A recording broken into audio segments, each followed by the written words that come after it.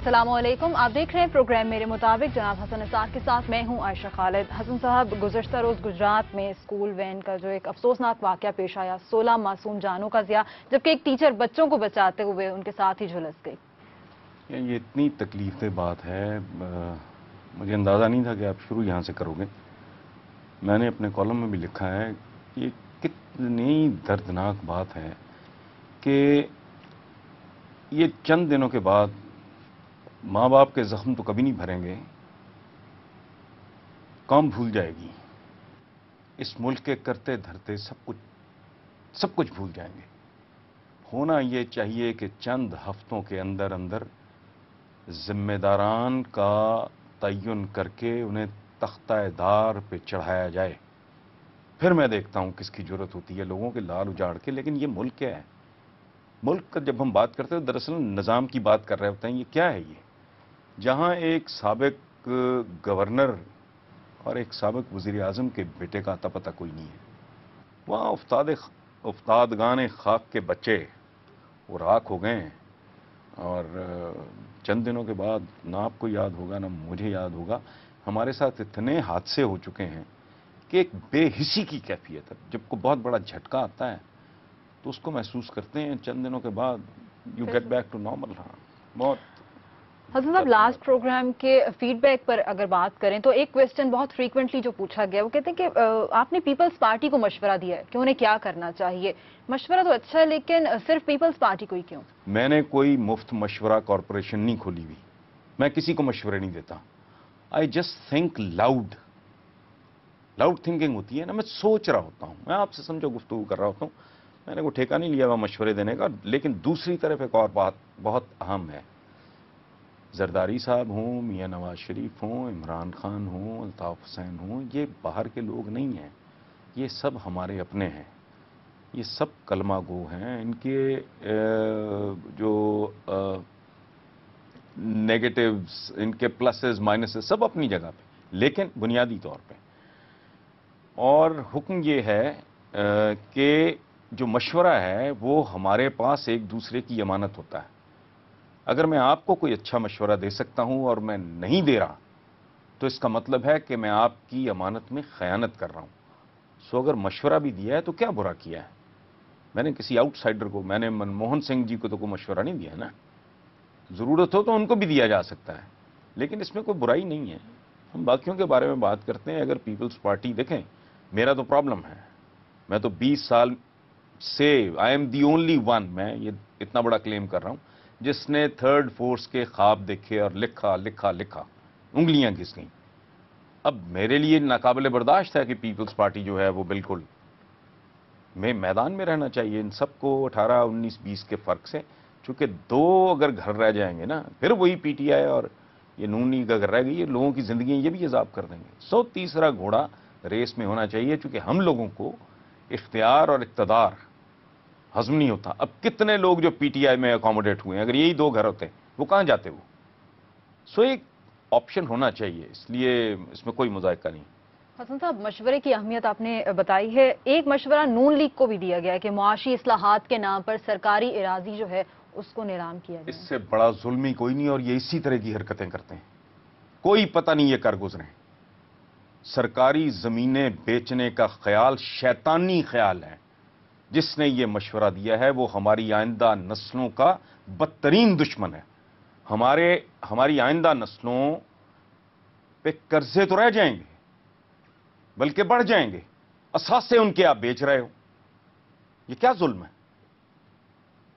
Economy ठीक करना, सुभान अल्लाह, मैं घर की इकोनॉमी घर बेच के ठीक करूंगा? ये कौन सा मशवरा है? ये कौन सा माहिर इक्तिसादियात है? इसको तो चौक में खड़ा करके अल्लाह माफ करे कुछ सजा देनी चाहिए इसको, कि सरकारी जमीनें बेच के, पाकिस्तान की जमीनें बेच के पाकिस्तान की मईशत ठीक कर लो। सुभान अल्लाह, जरा तसव्वुर करो। ये बहुत छोटे दिमाग का आदमी, क्या आज का मसला आज को फौरन हल हो जाए। हम लोग वैसे ही इज्तिमाई तौर पे हम इन टर्म्स ऑफ टुडे सोचते हैं, आज हो जाए, आज भी नहीं अभी हो जाए। तकदीरें इस तरह नहीं बदलती। इस तरह करके ये कोई नौटंकी तो चला लेंगे, ड्रामा तो कर लेंगे, नतीजा क्या होगा भाई? कौम के असासे बेच रहे हो। قرضے بھی اتارو نا پھر اپنی آئندہ نسلوں کو. میں اپنے بچوں کے لیے قرضے تو چھوڑ کے جا رہا ہوں, اثاثے ان کے بیچ کے جا رہا ہوں, تو لعنت نہیں ایسے بزرگ پہ, ایسے باپ پہ. یہ غلط خیال ہے, اس کا نوٹس لینا چاہیے اس ملک کے جو کرتا دھرتا ہے نا, جو قدم قدم پہ بڑی جن کے کان کھڑے ہو جاتے ہیں. یہ بڑا خطرناک مشورہ ہے. ٹھیک ہے حسن صاحب, پروگرام میں ڈسکشن کو آگے بڑھائیں گے. فی الحال وقت ہوا ہے ایک شارٹ کمرشل بریک کا.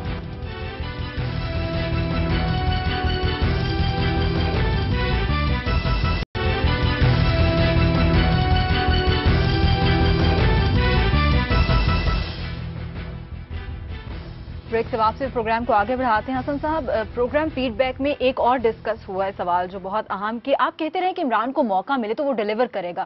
اب وہ کے پی کے میں اقتدار ان کو مل رہا ہے, لیکن آپ چاہ رہے ہیں کہ وہ حکومت نہ وہاں پہ بنائیں. دیکھیں بات سنیں, یہ آئی ڈونٹ نو کہ کیسے مائنڈ سیٹ ہے, یہ کس طرح سوچتے ہیں. یہ جزوی اقتدار ہے جو پاکستان جیسے ملک میں بہت خطرناک کام ہے, اور خاص طور پہ خیبر پختونخوا جیسے صوبے میں. اور جب نون لیگ کی جو رائبل ہے, جن کو ڈینٹ ڈالا ہے عمران نے بہت خوفناک, یہ جو لاہور میں جو ڈینٹ پڑا ہے یہ ان کو بھولے گا نہیں. ان کی پوری کوشش ہوگی. اور ایک اور بات, اتحادیوں کی فوج ہے, وہ شیر پاؤ گروپ کے جو بندے ہیں ان کو کون سنبھالے گا؟ ان سے تو اپنے ہی سنبھالے جائیں تو بہت بڑی بات ہے. میں بنیادی طور پہ بلیو کرتا ہوں, یا جب میں نے اس وقت بات کی تھی کہ عمران ڈیلیور کرے گا, میں اب بھی کہتا ہوں کرے گا, لیکن ایبسلوٹ اتھارٹی اور پھر ایبسلوٹ رسپانسبلٹی آپ فکس کریں. آپ مجھے ہاتھ باندھ کے, میں نے, آپ یوں سمجھ لو کہ میں نے کہا تھا کہ عمران یہ بہت بڑا دریا ہے جس کو تیر کے عبور کر لے گا. میں نے یہ کہا تھا. اب سچویشن یہ ہے, اگر مجھے پتا چلے کہ عمران کے ہاتھ پاؤں باندھ دیے گئے ہیں تو میں کہوں گا وہ دریا نہیں عبور کر سکے گا. یہ بندے ہاتھوں کے ساتھ اس کو دریا عبور کرانے والی بات ہے. میں اس لیے کہہ رہا تھا کہ یہ گریز کریں, بہت مشکل کام ہوگا. بہت سی قوتیں اس کو وہاں کامیاب نہیں دیکھنا چاہیں گی, کیونکہ ان کے اپنے چھابے الٹنے کا خطرہ ہے, جو کہ الٹ چکے ہیں. اگلے راؤنڈ میں ککھ پلے نہیں رہے گا. ہر قیمت پہ وہ چاہیں گے کہ یہ ڈیلیور نہ کر سکے, اور وہ کہہ سکیں گے جو خیبر پختونخوا نہیں سنبھال سکا وہ پنجاب یا پاکستان کیا سنبھالے گا. یہ بیک گراؤنڈ ہے, اور اللہ کرے, میری دعا یہ ہے کہ میرا اندازہ غلط ثابت ہو. صحیح. حسن صاحب, کچھ بات الیکشن کمیشن آف پاکستان کی بھی کر رہے ہیں. ٹویٹر پر بہت سارے ووٹرز ایک ہی سوال پوچھ رہے ہیں کہ بھی ہمارا ووٹ کہاں گیا. یہ بڑی دلچسپ بات ہے, یہ میں نے بھی دیکھا ہے ٹویٹر پہ, حالانکہ میں بہت کم دیکھتا ہوں. میرا تو اکاؤنٹ بھی میرے ایک دوست چلا رہے ہیں, اب میں اس میں انٹرسٹ لے رہا ہوں. دیکھو, میں برس سے ایک سوال پوچھ رہا ہوں, میرا آدھا ملک کہاں گیا, میرا آدھا پاکستان کہاں گیا. مجھے تو آج تک اس کا پراپر جواب نہیں ملا. آپ ووٹ کرو رہے ہو. یہ میرے جتنے بھی بھائی, دوست, بیٹے یہ دھڑا دھڑ سوال پوچھ رہے ہیں کہ میرا ووٹ کہاں گیا, ان کو چاہیے یہ پوچھیں میرا ملک کہاں گیا, آدھا کون کھا گیا, اور باقی پہ دانت کون تیز کر رہا ہے. اس طرف آنا چاہیے. ووٹ کا تو خیر اللہ کرے گا انشاءاللہ, بہت جلدی دوبارہ ایکشن ری پلے ہوگا. اس وقت تگڑے ہو جائیں ذرا.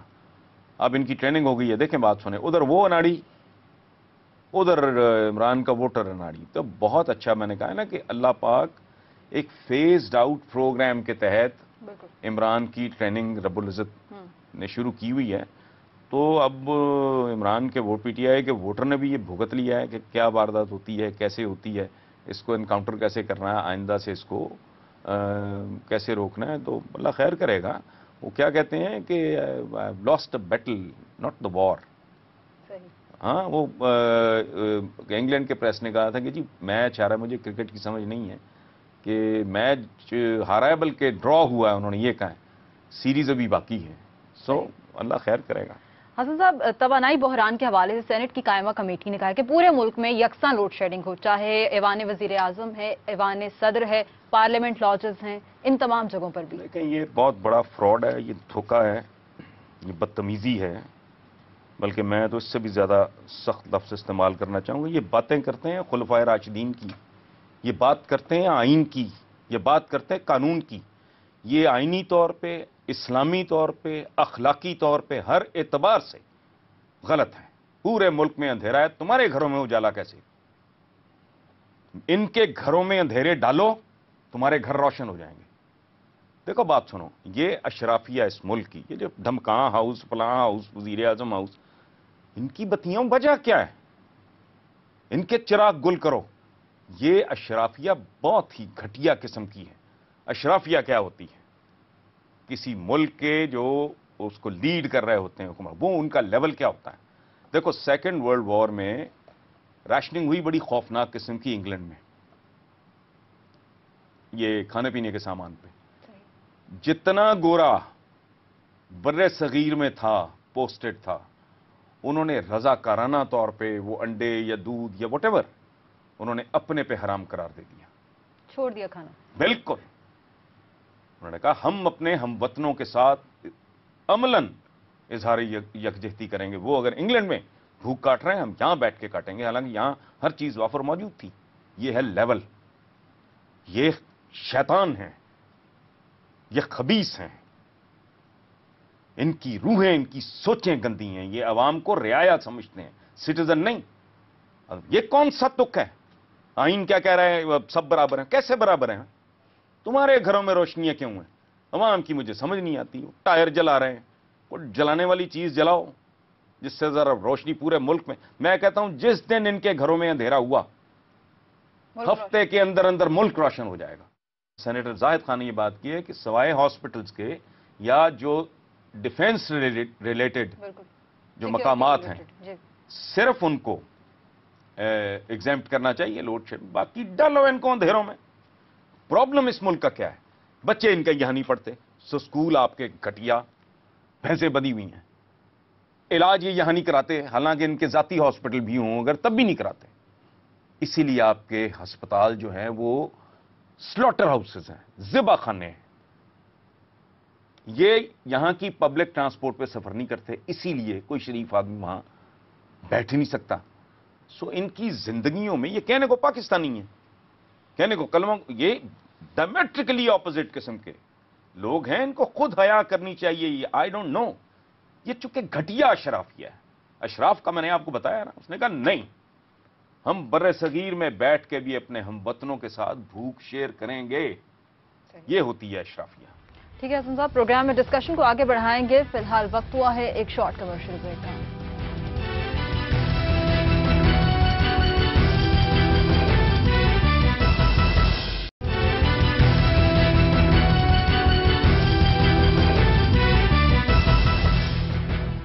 ब्रेक के वापसी प्रोग्राम में डिस्कशन को आगे बढ़ाते हैं। हसन साहब, मेट्रो बस के हवाले से बात करते हैं कि बहुत भारी सब्सिडी दी जा रही है और अब तो मेट्रो को कराची में भी शुरू करने की बात हो रही है। देखो, ये 1 अरब की सब्सिडी है। एयर कंडीशनर्स उनके नॉकआउट हो रहे हैं। अभी देखो, अभी तो गर्मी शुरू हुई है ना, अभी तो जोबन पे जाना है इसने, पर तमाशा देखना। सस्ती रोटी से लेके ये महंगी मेट्रो तक, ये 1 अरब की माहाना सब्सिडी, ये तरीके नहीं होते। आप लोगों को इस तरह बेवकूफ तो बना सकते हैं, बट फॉर हाउ लॉन्ग? हर मंसूबा सब्सिडाइज्ड। खुद कफालत कोई चीज होती है। मेरियां जुतियां मेरे सिर, ये उस तरह की बात है। लोगों को मैंने कहा था ना कि मेरा गोश्त उतार के उसका कोरमा बना के आप मेरी दावत कर रहे हैं। इससे कोई वक्ती फायदे तो हो सकते हैं, इन द लॉन्ग रन नहीं। मैंने तो अपने आने वाले कॉलम में मैंने लिखा है कि कराची वालों भागो, ये मेट्रो वायरस तुम्हारे पास भी आ रहा है। सो ये बहरहाल क्या कर सकते हैं, लोगों को जितनी समझ है उतना ही उन्होंने समझना है ना। तो आने वाला वक्त बता देगा कि कौन क्या कह रहा था और क्यों इसका मातम कर रहा था। 1 अरब रुपया माहाना, ये कायरा साहब का स्टेटमेंट है, मैं उनको कोट कर रहा हूं। ऊपर से नॉकआउट हो रहे हैं एयर कंडीशनर, वाह अजीब तूफान बदतमीजी है वहां। लेकिन हमारी किस्मत में यही कुछ लिखा है। हसन साहब, सदर जरदारी का कहना है कि पीपल्स पार्टी कौमी और आलमी इदारों की साजिश का शिकार हुई है इलेक्शंस में। आलमी का तो मुझे नहीं पता। अच्छा, एक बात और मैं यहाँ आपको एक बात अर्ज कर दूं कि जब आपको बात करते हो तो उसको उसमें हुस्न ज़न होना चाहिए, सुनते हुए दूसरे को बेनिफिट ऑफ डाउट देना चाहिए। बंदा गलत हो, ज़रूरी नहीं है कि जब कोई बात हो ये फलाना बिक गया है, फलाने लफाफा, ये कोई अपने अंदर का कोई कॉम्प्लेक्स होता है, ये अपने अंदर की कोई गलाजत होती है। वो एक शेर है, देखने से पहले धो आंखों की गंदी पुतलियां, ورنہ چہرہ ڈھانپ لے گی تجھ سے اچھائی میری. دیکھو صرف ماں اور باپ کی سانجھ پہ ماں اور باپ کامن ہو تو ہم سگے بہن بھائی یا سگے بھائی بھائی یا سگی بہنیں بن جاتے ہیں اور ایک اٹوٹ رشتے میں بن جاتے ہیں جو قبر تک ساتھ. اب بہن بھائیوں کو مارجن دیتے ہو. تو ہمارے درمیان, میں مسلمانوں کی بات کر رہا ہوں, ماں باپ صرف 2 ہوتے ہیں, یہاں 4 سانجھ ہے, 4 سانجیں. اللہ ایک, رسول ایک, کعبہ ایک, کتاب ایک. ایک دوسرے کو بینیفٹ آف ڈاؤٹ دیتے ہوئے کو موت پڑتی ہے.